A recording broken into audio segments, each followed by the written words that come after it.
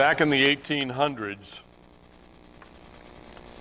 middle 1800s, on a bitter winter night, the inhabitants of the old North German town of Schleswig were thrown into distress and terror as a hostile army was marching down upon them.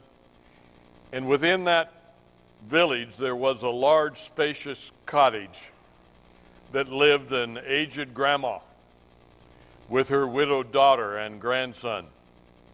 Everyone's hearts quaked with fear, except the old woman.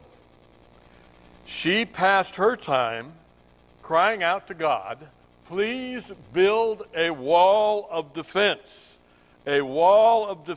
before us. And she would quote scriptures, especially some of those Old Testament ones like Jeremiah 15:20 and Psalm 91:4 and Job 1:10. You know, that's the one that talks about the hedge of protection. And her grandson heard her praying, and he wondered why she prayed for something as impossible as put a wall of defense in front of us. Well, at midnight, the dreaded marching boots of the enemy were heard tramping toward them, and the sounds of fear were heard on every side. But interestingly enough, not even a knock came to their door. In the morning, the light made the matter clear. They looked out, and just beyond the house, a drifted snow had piled so unbelievably high, forming a massive wall that it was basically impossible to get over. And the little family of 3 was saved. God protects his own. We've already started looking at this idea in the 8th chapter of the book of Ezra as we're studying through this book, the book of Ezra. You remember in chapters 1 and 2, we saw how this God of the unseen hand, and that's our basic theme all the way throughout it, that unseen hand provides. And then in chapter 3, we saw that the unseen hand revives. And then we looked at 4, 5, and 6 and saw the unseen hand as it was involved in the opposition that was around them on every side.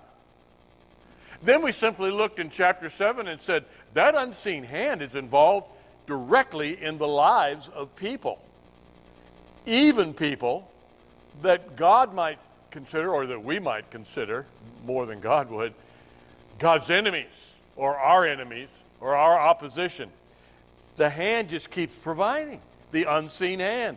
And we began last week as we looked at chapter 8 and saw that hand protects, that unseen hand. And specifically, we looked last week at this, that the unseen hand protects through his servants.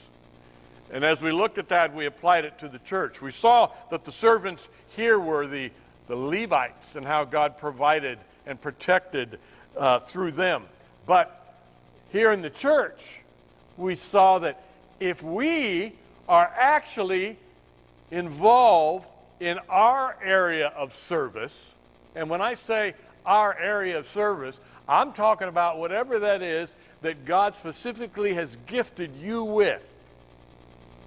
And we're always discovering those. Loretta Williams recently, you know, they've been involved in supplying the flowers here up front, and she was talking to Jenny about that, and Jenny said, "This is great as you're ministering to the church."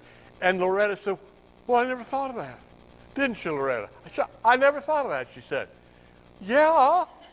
Well, Loretta, what do you like to do?" I just love to work with flowers." Well, guess what? The Lord loves to see people who work with flowers to do it for him.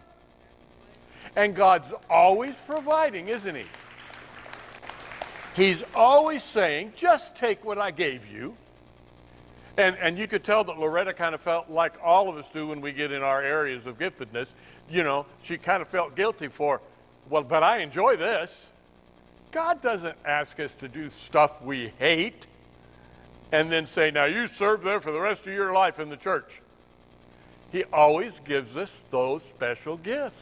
And so we looked at that last week, how he protects the body when the people of the body use their gifts in service. Now, tonight, it won't last that long. This morning, we look at how he protects by his Spirit. That also happens here in this 8th chapter where he, protects by his Spirit. I want to pick it up in 21.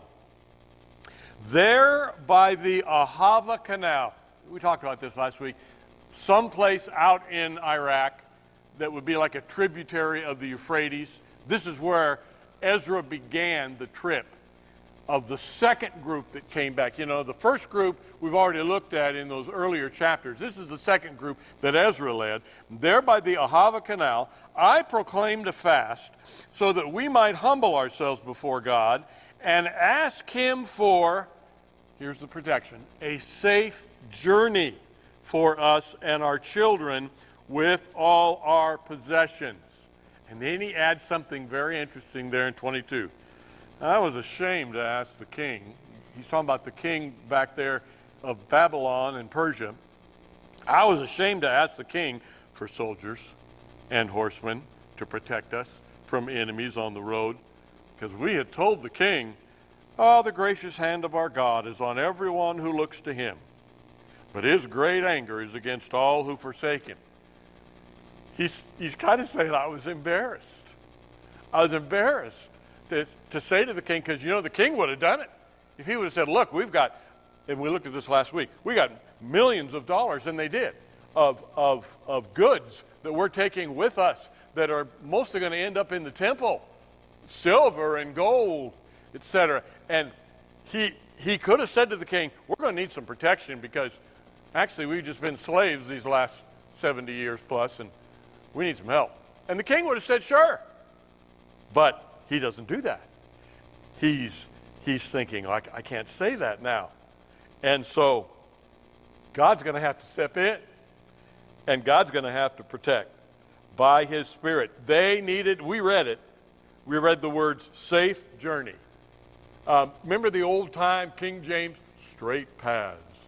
Make my paths straight before me. That was one way of saying it. Or remove the obstacle. Or I remember my dad, when we'd back out of the carport in that big old 1950 Cadillac, and don't think we were rich because this was 1965, okay? When we backed out of that old 50 Cad, and he would say, he'd back out a little bit, then he'd stop me, say, he'd put his hand back, he'd say, okay, everybody be quiet for a minute now. And he'd pray. What was he asking for? Sometimes he'd use this term, traveling mercies. Heard that one? Yeah. Or used that one yourself? Traveling mercies. God is asked by these people, please, Lord, give us traveling mercies. Protect our possessions, protect the adults, protect the children.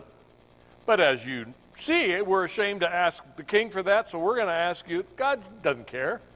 This gives God the glory. And it does give him the glory in this sense. They'd already bragged to the king. They'd already bragged to the king about the protection that God gave. We just read that. I'm sure that the king heard the words of Zechariah. Zechariah was a contemporary prophet at this time. And Zechariah was the one, and you probably could quote this verse, who said, not by might, nor by power, but by my Spirit, saith the Lord. Yeah, the king heard those words. And so I'm sure that old Artaxerxes, that was the king's name in this situation at this time, was going to see the work of God protecting these unbelievers. God's reputation has a stake. It is at stake with unbelievers. He wants them to know, I'm the real deal. You can trust me. And so what did they do? I mean, here they are in this situation. Did they train themselves for battle? Nope. Hire mercenaries? I'm sure they were available. Nope. Wine? Doesn't seem so. Panic? Maybe a little of that. Just bag it and go back to Babylon? No. No. We already saw what they did in that 22nd verse. Let's see what they did in 23. So we fasted and petitioned our God about this issue.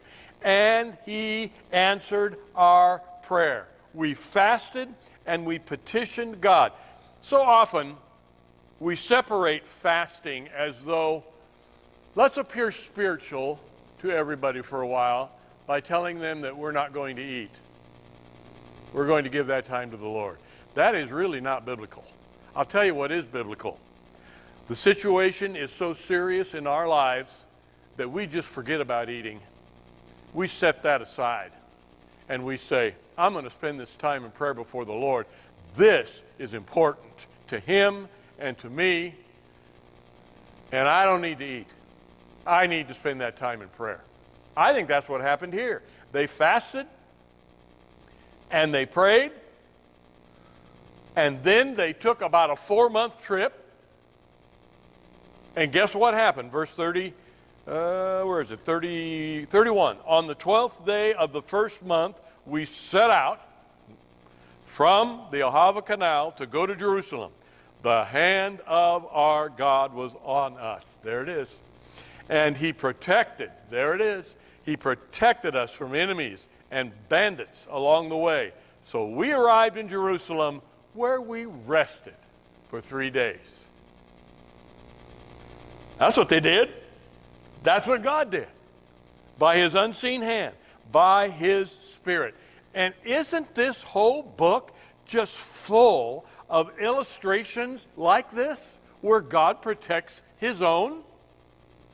And he does so at times simply by his own Spirit. He just steps in. I mean, what about the guys back there in Babylon a few years before?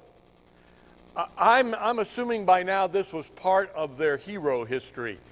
I'm thinking that the grandmas and grandpas were telling the stories about Shadrach, Meshach, and Abednego back there a few years before, who said, we're not going to bow before the king. Yeah, but he's your boss. We know. We work for him.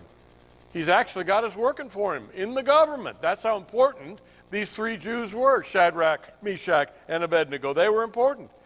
And yet, when their king said, I've got this image and I want you to bow down and I want you to worship this image, they did not.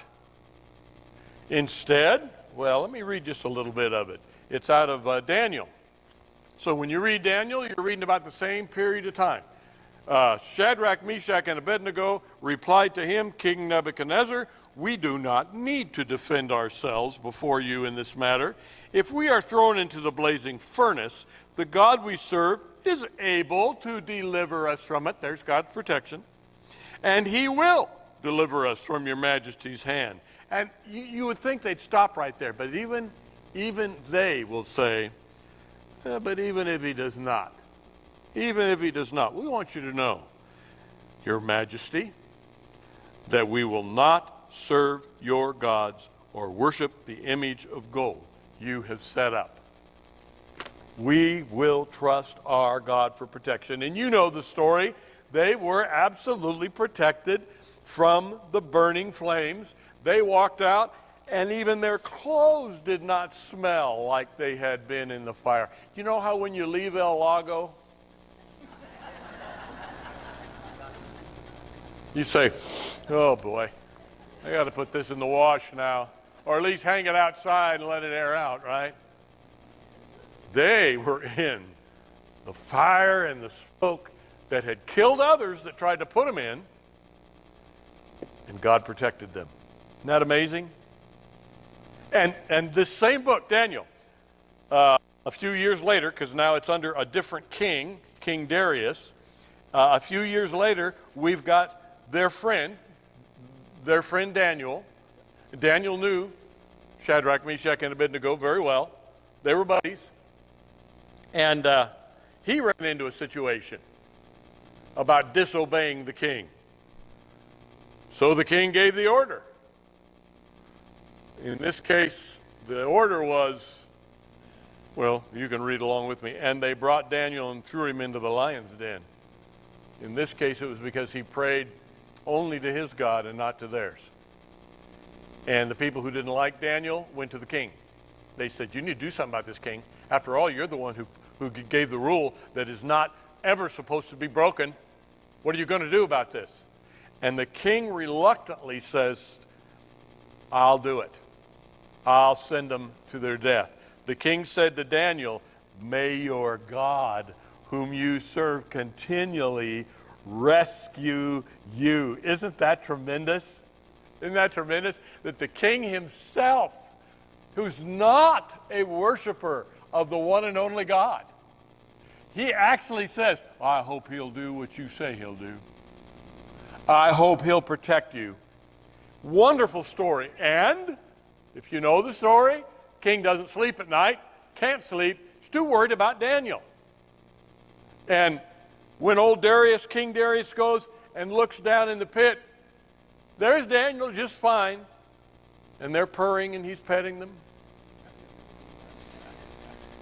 And the king says, now you guys that were so down on Daniel, I'm going to throw you into the lions. And those guys were dead almost before they hit the bottom of the pit, torn apart by the lions. Very, very interesting, positive, powerful stories that we have in God's Word like these. How about the one, as I was looking at this and thinking about Bible stories, I thought of this story out of 2 Kings chapter 6 when Elisha and his servant Gehazi. Interesting, the word Gehazi, that name, means Valley of Vision. But Gehazi's eyes were covered. He wasn't seeing what Elisha, the man of God, could see. Elisha could see the protection. So even though they're inside this town of Dothan, and it's surrounded, this town is surrounded by the enemy. All that Gehazi can see is the enemy. And so Elisha says to the Lord, Elisha prayed, open his eyes, Lord, so that he may see. And then the Lord opened the servant's eyes, and he looked and saw the hills full of horses and chariots of fire all around Elisha.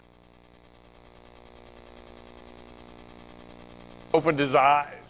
That God was there all along protecting those two from the enemy that had totally surrounded the town. The unseen hand of God at work. You go just a few verses really later in chapter 7, and you have that story. Remember those guys that were lepers, and they were just outside the city that was besieged, that Samaria was totally surrounded, also by Aramaeans, and remember that those guys that were so hungry, those lepers said, look, if we go inside the city, we're just going to die with everybody else. They're already cannibalizing in order to stay alive. Why don't we just go to the enemy's camp out there? What's the worst thing they can do? Kill us. We're going to die anyway.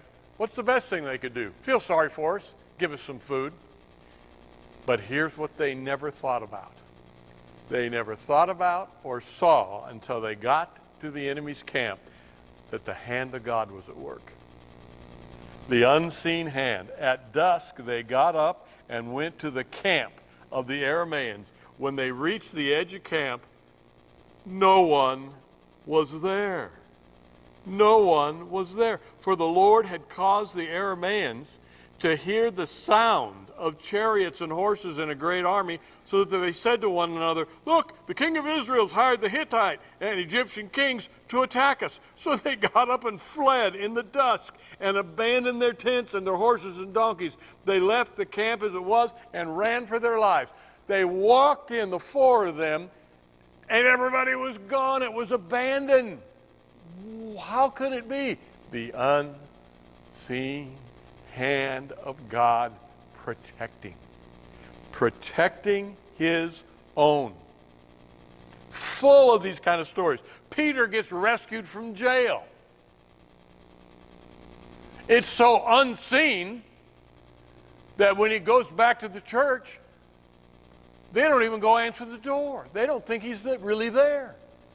That's how unseen this hand of God was in that story. How about Paul and all that he went through? How about the shipwreck we read about at the end of the book of Acts? And remember, he's on that island where, he's bitten by the snake, but there's no effect.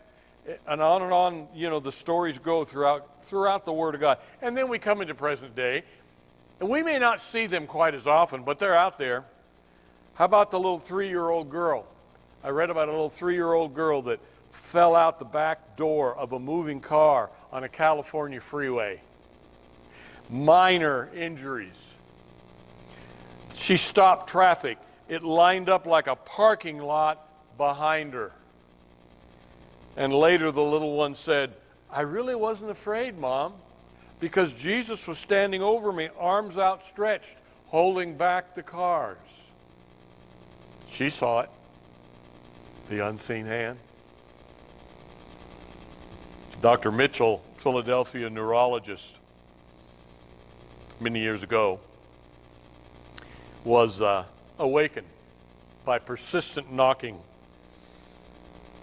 He opened the door. There was a little girl. She was very upset. She told him, she said, "My mom is desperately ill, sir, with pneumonia. Please help." He went, he treated her, and he complimented the woman on the persistence of her little girl.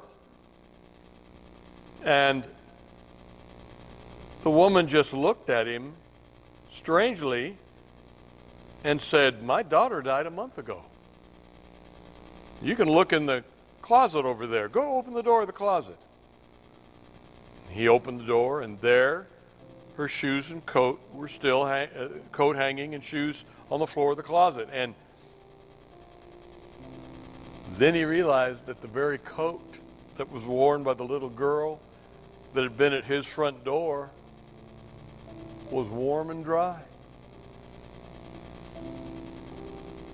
The unseen hand. I hope you haven't sold God short and think that he cannot act as he did in the Word of God. Now, you can't command him. It's still got to be God at his will that does the moving, but you can go and petition him. You can fast and pray, and he may choose to work through a servant of his who's performing their gift for the Lord, or he may choose to just work by your Spirit. But if you entrust it to him, the unseen hand is at work. I like what Paul said in 2 Timothy 1:12. I want to close with this question. What have you entrusted to him? What have you said, this is yours to protect? Well, if you can't think of anything, I'll give you something. Paul said, "I know whom I have believed." I know him. And I'm convinced that he is able to guard, there's the word, protect, to guard that which I have entrusted, there's our part, which I have entrusted to him until that day. Until what day? Until that day when my life is over and I meet him in eternity. Until that day, he's got it. I can trust him. I love this little quote. I don't know where it came from, so I can't give any credit.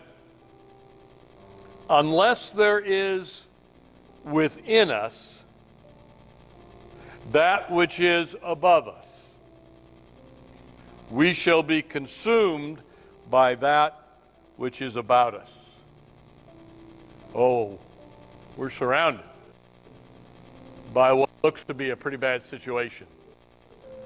But within us is the Spirit of the living God that came from above. And that is why we can sing, "You are my God, you are my strength." That is why we can sing this closing song together about the Spirit moving within us. Let's stand. And if